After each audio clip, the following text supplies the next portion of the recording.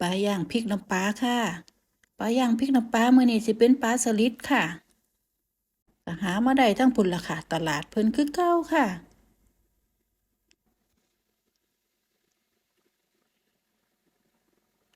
ยายก็สิย่างหม้ออบลมร้อนคือเก่าค่ะเพื่อความสะดวกเนาะค่ะ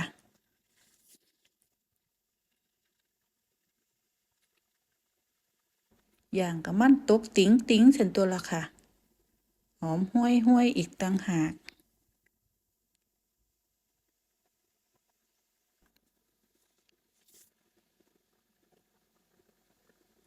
น้ำจิ้มเฮาก็พริกน้ำปลาค่ะ